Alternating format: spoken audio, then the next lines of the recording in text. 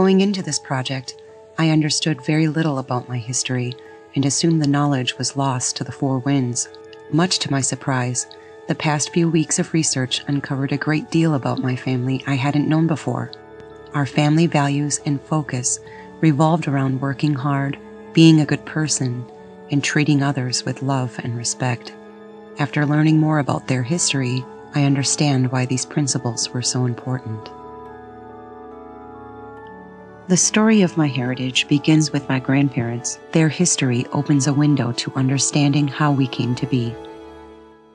My grandfather was born in Lena, Wisconsin, to Anson and Clara Jean Whiting in the year 1931, 2 years into the Great Depression.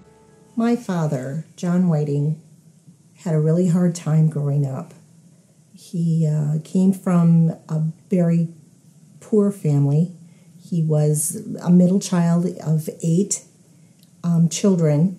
He helped his mother a lot because she had tuberculosis, and she needed help, like doing laundry or any heavy lifting, that kind of stuff, because she was out of breath a lot.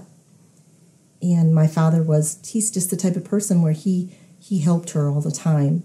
And because of this, his father, an older brother, would tease him all the time about doing women's work and, not being a man. His mother died when he was about 14 years old.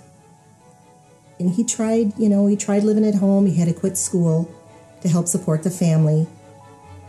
And he just couldn't do it anymore. So him and my Uncle Stanley came up with the thing, because my father had to get my grandfather's signature because he was only 16. He couldn't join the service yet. My father and Uncle Stanley, they gave him the paperwork and said it was for like insurance or something. And he signed it, of course. And then the next day, my father was on a bus and off to Chicago for basic training. And while in the Navy, he met my mother in New York. My grandmother was born in Staten Island, New York in the year 1928. She was placed in a home for Hebrew infants in 1929. Very few clues point to her identity, but her Russian last name and the location and events occurring at the time of her birth suggest her family had recently emigrated. After living as a foster child in several homes, she settled with a woman we know as Aunt Jenny, who resided in Brooklyn, New York. Though times were tough, she loved my grandmother deeply, as if she were her own. When my dad and my mom saw each other or met each other, they just knew that they wanted to be together. They dated for probably 3 or 4 months, and then they got engaged. And then my father had to go overseas, and they wrote back and forth. And after he came back, they got married. And they were married for 54 years before my father died. So they knew it. They knew it, and it was a good match. Eventually, the couple settled in Oconto, Wisconsin, and established a home and family.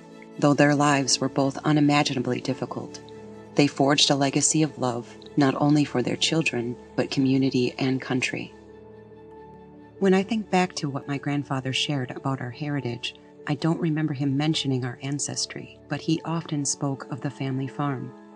Located in Stiles, Wisconsin, the farm belonged to his grandfather, James Warren Whiting, and was worked by uncles Clarence and Stanley, with whom he was very close. I remember going there as a child with my parents, and it was extremely rural.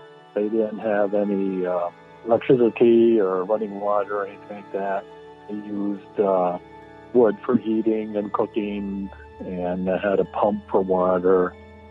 They used horses because they didn't have tractors. So small farm, but was enough to keep the family going. And then after my great-grandfather passed away, the family decided moving to Oconto because it was getting just too hard for Clarence and Stanley. So they bought a house in Oconto, and the house didn't have electricity, but didn't have any running water, pretty basic, and they were okay with that, and that's how they lived. I remember growing up, there was a section of Oconto that was called Frenchtown near Pecor Street. That's where they had Doan Church, St. Pete, But my great-grandparents, the house they bought was towards the southern part of the city there. And my father was growing up. He said that a lot of folks were still speaking French, and that's where his mother came from, the Barabous. They were French. And we believe that they came from Canada, French-Canadian, and then settled in Wisconsin. She and my grandfather, they lived in the O'Connell area, Connellina area. Those were lives. They had different places they lived. It was during the Depression, so it was hard. From what I understand, my grandfather went wherever he could find a job, and he lived wherever they could afford to live. So it was pretty tough there.